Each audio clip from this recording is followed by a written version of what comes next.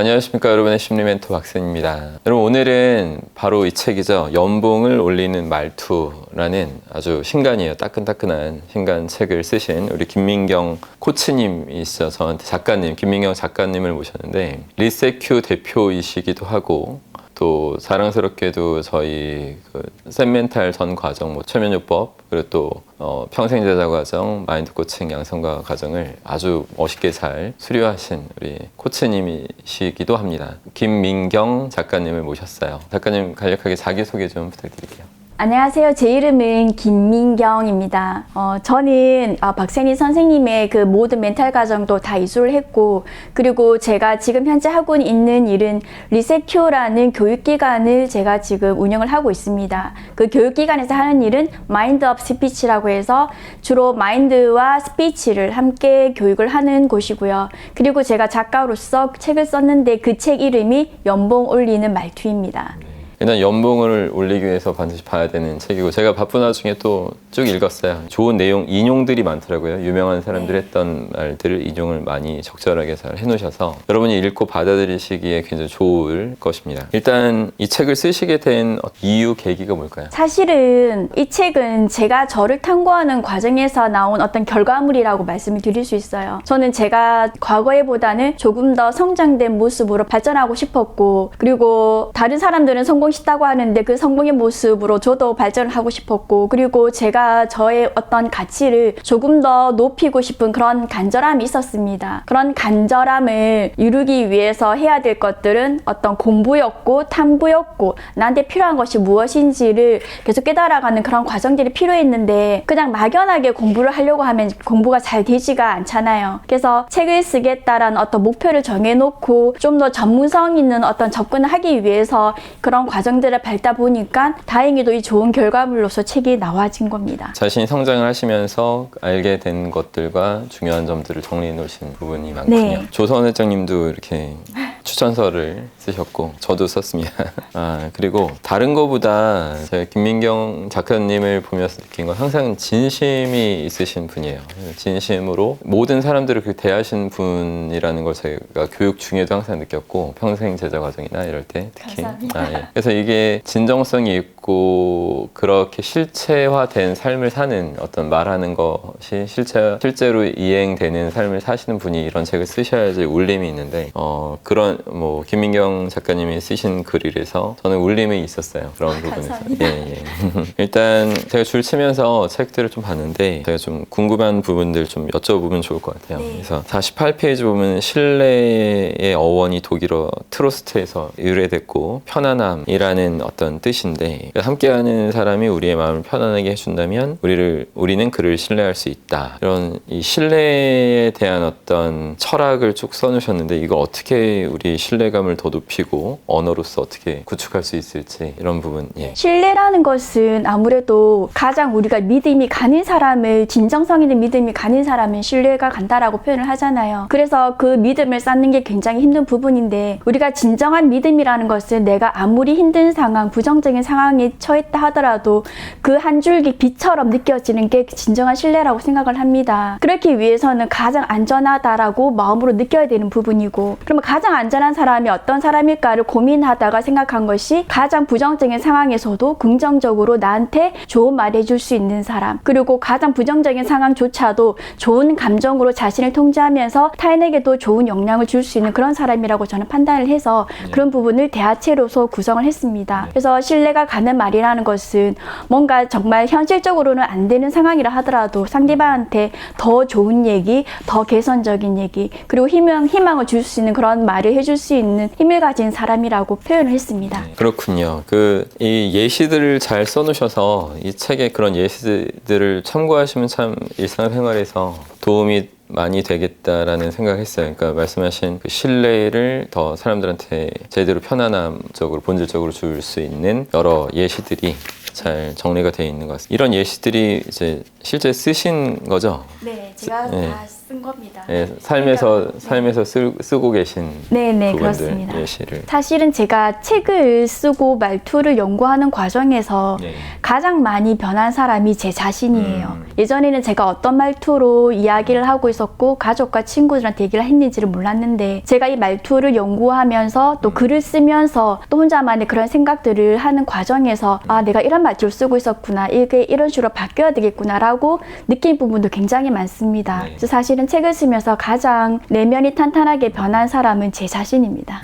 너무 이렇게 원래도 탄탄하셨는데 제가 볼 때 또 책 쓰시면서 더 구체적으로 자신을 더 잘 보게 되셨다라는 말씀 같습니다. 저는 이 책 보면서 또 좋았던 게 109페이지 보면 그 진심, 당신은 중요한 사람입니다. 이 말의 그 힘에 대해서 좀 써놓으셨잖아요. 네, 맞습니다. 이게 아주 중요한 어떤 인간의 어떤 본성이다 하셨는데 그 부분을 좀 설명을 해주셔도 좋을 것 같아요. 사람은 누구나 저는 잠재된 능력이 있다는 것을 잘 알고 있습니다. 다만 우리가 주변 상황에서 그동안 들어왔던 부정적인 말들 때문에 자신의 잠재력을 평생은 마주하지 못하고 또 능력 발휘 못하고 이렇게 평범하게 살아가는 사람들이 굉장히 많잖아요. 근데 그런 평범한 사람들 혹은 자신의 잠재력보다 훨씬 그 하위에 사는 사람들조차도 사실은 너무나 중요한 존재들인데 그 존재라는 사실 스스로가 깨닫게 되면은 자기가 자신을 스스로 바꾸어 나갈 수 있습니다. 근데 그것을 제가 굉장히 감명 깊게 본 어떤 분이 계셨는데 그분이 제가 이렇게 써놓은 마르바 콜린스라는 그 미국의 선생님이세요. 흑인 선생님이고 제가 2009년인가 10년인가 아주 오래전에 그 우연치 않게 알게 되신 그런 분인데 빈민가에서 정말 마약에 쪄들고 학교도 못 다니고 그런 사람들을 모아놓고 정말 어려운 교육을 시켰고 그리고 그 사람들이 진정으로 성공한 사람들이 굉장히 많았는데 그 선생님께서 학생들한테 해줬던 그 이야기들이 항상 너희들은 너무나 중요한 존재들이다. 유일하게 일깨워 주셨던 분이십니다. 물론 그 외에도 많은 분들이 그렇게 계시는데 사람은 누구나 자기가 정말 중요한 사람이라는 것을 깨닫는 순간 자신의 그 자신도 몰랐던 잠재력을 끌어내 가지고는 자기가 원하는 그런 모습으로 살아갈 수 있다는 것 모두가 아마 알고 계실 거예요. 많은 책들이 얘기하고 있고 저는 너무 중요한 이야기여서 그걸 말로서도 우리가 서로가 표현을 해줘야 되기 때문에 이렇게 책에 실었습니다. 정말 이 중요하다는 존재 그렇게 또 느끼게 해줄 수 있는 대화법 부분을 잘 정리해 두신 것 같습니다. 그리고 또 관심을 얻는 거, 그러니까 상대방의 마음을 얻는 비결은 관심을 표현하는 것이다. 정말 맞는 말씀인데 남들이 관심 받으려고만 하잖아요. 관심 그렇죠. 주는 방법과 그런 말의 뉘앙스 이런 걸 살리지 못하고 그래서 이걸 어떻게 하는 것이 관심을 제대로 표하는 걸까 이런 부분을 관심이라는 것은 우리가 그 사람을 정말 진심으로 알고 싶은 마음이지 않습니까? 정말 나는 너가 너무나 궁금해. 너가 정말 잘 되었으면 좋겠어. 그런 마음인데 우리는 그런 마음을 가지고 상대한테 대할 때 예를 들어서 배우자가 살이 쪘다. 그러면 관심 표현하면서 야, 너 오히려 살쪘어. 빨리 운동 살 빼. 라고 얘기하는 거는 잔소리가 되지만 정말 진정한 관심이라는 것은 그 사람의 어떤 내면의 마음을 살펴봐 주는 거지 않습니까? 그래서 좀 더 다르게 얘기를 하는 거죠. 의미는 좀 살을 빼고 건강했으면 좋겠다라면은 또 다르게 요즘 뭐 힘든 것은 없는지 갑자기 몸이 이렇게 돼서 불편한 건 없는지 정말 힘든 것을 얘기하면은 나도 정말 살 빼고 운동하고 싶은데 잘 안 돼. 그러면은 그러면 내가 함께 같이 걸어줄게. 우리 같이 산책하자. 이런 식으로 진정한 관심이라는 것은 그 사람을 지적하거나 잔소리하는 것이 아니라 그 사람이 정말 행동을 바꿀 수 있도록 마음의 어떤 토닥토닥을 해주는 거라고 표현을 합니다. 예전에 태양과 바람의 이야기 이솝 우화에서 많이 나왔던 건데 진짜 사람의 행동을 이끌어내는 것은 강한 매서운 바람이 아니라 따뜻함이었지 않습니까? 그래서 내가 그 사람을 바라보는 눈빛도 따뜻해야 되고 말도 따뜻해야 되고 그런 관심을 가지면 나 정말 관심 받는구나 생각하면서 자신이 중요한 존재라는 걸 인식하게 되면서 스스로가 또 자신을 더 소중하게 대우해 나가는 그런 과정에서 관계가 더 좋아진다고 생각을 합니다. 관심을 그러니까 여러분 받으려고 하지 말고 관심 먼저 주면서 제대로 받을 수 있도록 하라 이런 말씀을 명심하시면 좋겠어요. 그렇게 해서 뭔가 어떤 걸 이루고 계신지 또 관심 먼저 주는 걸 어떻게 좀 저하고 저하고 남편이랑 아들이랑 저희 5 식구가 함께 살아요. 근데 시어머니께서 좀 많이 몸이 안 좋으시거든요. 그래서 옛날에는 그냥 그런 모습들을 지켜보고 제가 뭐 이렇게 어드바이스, 그러니까 잔소리 비슷하게 말씀을 드리거나 가족들을 그렇게 얘기해도 아픈 환자의 입장에서는 그걸 어떻게 개선해 나가는 게 쉽지는 않잖아요. 그리고 가족들 사이에서의 어떤 말도 살짝 이렇게 불화가 있을 수도 있고, 그래서 제가 관심 표현을 좀 다르게 했습니다. 다르게 하고 좀 더 따뜻하게 좀 말을 돌려서 가족들이 다 같이 어떤 관심 표현을 진정으로 하니 가족들도 변하고 시어머니도 마음이 훨씬 따뜻해지고 더 건강을 되찾아가는 그런 모습들이 최근에 있었거든요. 그래서 네, 저는 가족의 관계가 예전에 비해서 많이 좋아졌다라고 생각을 합니다. 그 가족들한테 먼저 잘하지 않으면 남들한테 하기가 좀 쉽지 않을 네. 것도 있겠네요. 감정 통제를 하지 않으면 이제 말에 가시돋친 말들도 하고 네. 그 인간관계를 깨는데, 감정 통제를 특히 더 잘하기 위한 어떤 노하우, 그런 팁들도 책엔 있는데 좀 그걸 설명으로 좀 해주신다면 어떨까요? 제 책에도 감정 통제를 할 수 있는 여러 가지 솔루션을 제공을 했는데, 가장 중요한 것은 감정을 통제하기 위해서는 걷는 것이 좋다라고 합니다. 그래서 하루에 30분씩 걸으면은 자신의 감정이 이렇게 누그러지고 또 세로토닌이라는 그런 호르몬이 분비가 되면서 마음이 안정이 되거든요. 그리고 무엇보다도 감정을 막 불안한 감정들이 올라왔을 때는 제가 그런 생각을 하기 때문에 그런 감정이 발산이 되는 거거든요. 거기서 벗어나기 위해 제일 좋은 것은 자신의 시각에 들어오는 시각 정보의 변화를 먼저 주는 겁니다. 저 같은 경우도 예전에는 감정이 불안한 상태에서 굉장히 부정적인 생각들이 많이 들었는데, 그때 제가 가장 효과적으로 봤던 부분이 뭐냐면, 시선을 주변을 돌리면서 옆에 있는 간판에 글씨를 본다든지 아니면 걸려있는 그림을 보다든지 아니면 벽지를 바라보면서 그것들을 묘사를 하는 거예요. 그러면은 제 눈에 들어오는 시각 정보가 바뀌면서 어느새 제 생각 자체가 완전히 달라져 있고 감정이 달라져 있는 경우를 많이 경험을 했습니다. 그리고 가능하신 분들은 또 옛날에 책들도 이런 얘기를 많이 하는데, 좋은 생각을 많이 하며 감정이 달라진다는 얘기를 합니다. 생각 때문에 감정이 만들어지기 때문에. 그래서 행복한 생각을 하게 되면 자신의 감정이 조금은 달라질 수가 있을 때, 그게 힘든 사람들은 시각 정보를 먼저 바꾼다거나 노래를 듣는다거나 아니면 불안한 감정에서 벗어나기 위해서 밖에 나가서 걷는다든지 이런 것만으로도 감정은 충분히 해소가 되어집니다. 그걸 꾸준히 하는 게 중요하겠네요. 네. 보통 대화하다 보면 국감님도 아시겠지만 남의 얘기를 듣는 게 아니라 경청이 아니라 자기가 대화를 좀 하려고 하는 사람들이 많은데, 그게 왜 안 좋은지를 좀 설명해 주셔도 좋을 것 같습니다. 저희가 같이 밥을 먹으러 다 같이 가면 솔직히 한 사람이 돈을 다 내면 부담스럽잖아요. 그래서 밥값을 다 N분의 1을 하면 너무너무 공평하잖아요. 대화를 나눌 때도 한 사람이 독점해서 얘기를 하면 그 사람만 기분이 좋고 나머지 듣는 사람들도 기분은 좋지만 자기가 얘기하고 싶은 순간도 있습니다. 그래서 대화도 저는 골고루 나누어져야 한다라고 생각을 하거든요.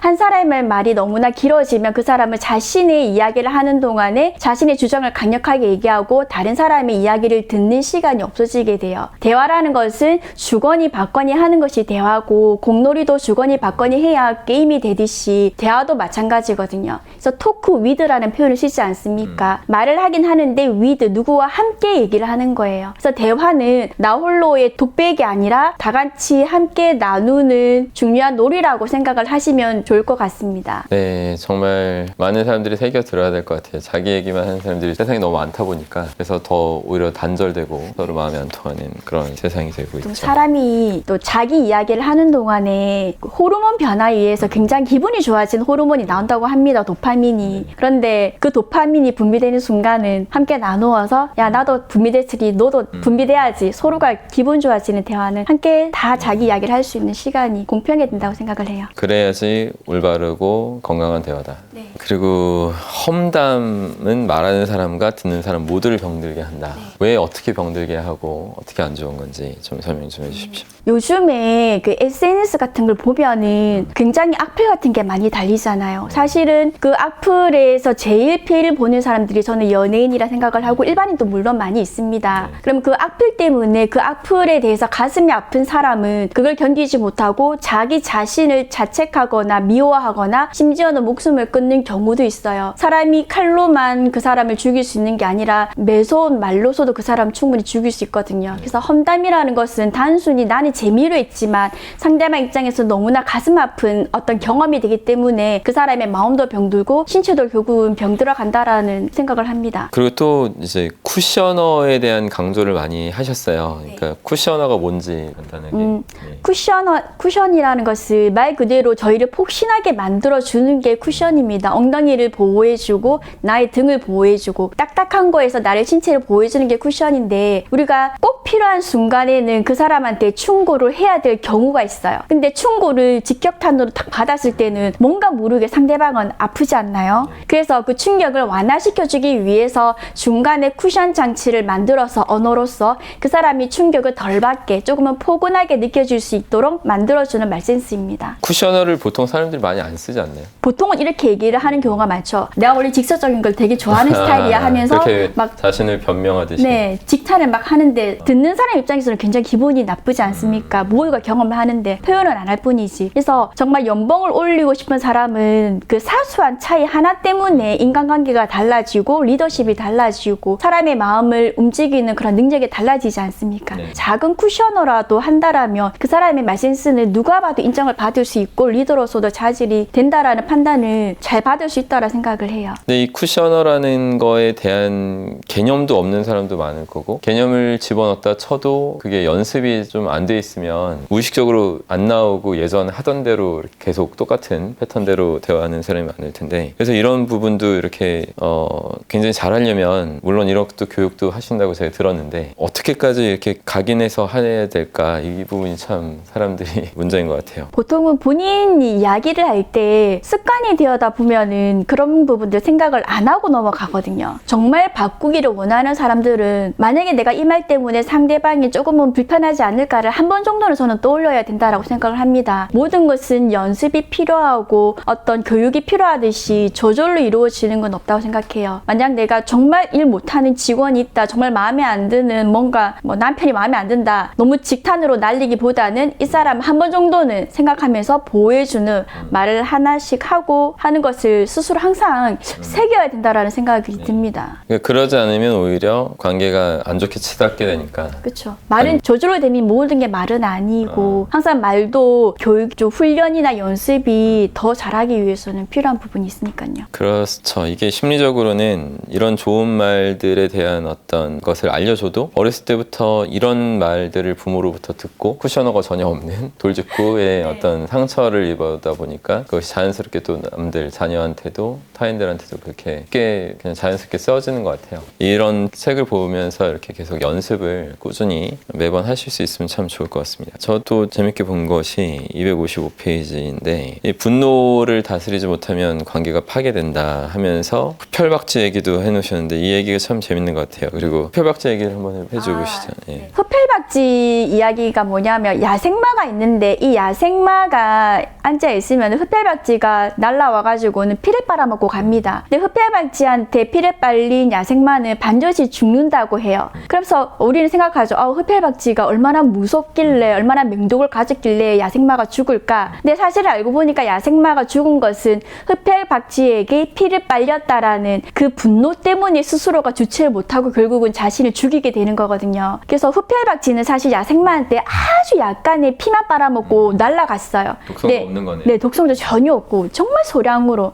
근데 이 야생마의 입장에서는 정말 분하고 억울하고 내가 피를 빨리다니 이런 느낌 때문에 무기력감도 있고. 네, 그런 느낌 때문에 자기가 막 화를 내다가 그 분노가 이 야생마를 해치고 결국은 죽음으로 몰고 간다고 합니다. 결국 뭐 사람도 그렇지 않을까요? 그죠? 예, 사람들도 화병 이런 걸로 잘 죽기도 하니까 예, 그런 것도 이런 관계에서 뭔가 오는 분노 같은 걸 제대로 해소하지 못해서 이렇게 오는 그런 걸 거라 봅니다. 또 이 분노의 특징도 몇 가지 정리하셨는데 최고 약자한테 이게 전달된다.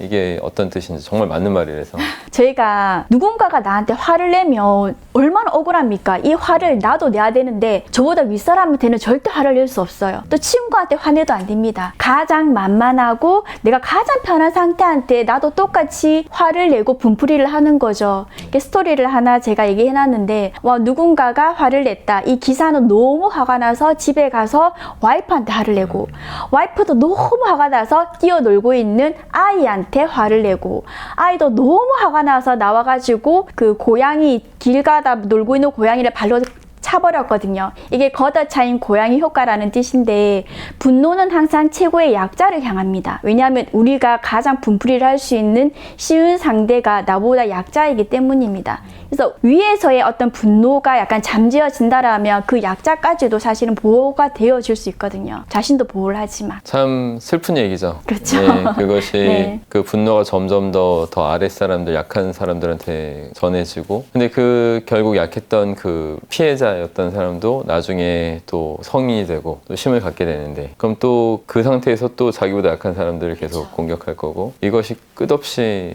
계속 반복되는 상황으로 가게 되니까 이 부분을 누군가가 끊어야 되는데, 끊으려면 이런 좋은 책을 많이 보고 그것을 내면화할 수 있는 상태로 삶을 바라보고 살아야지만 그런 것들이 잘 끊길 것 같습니다.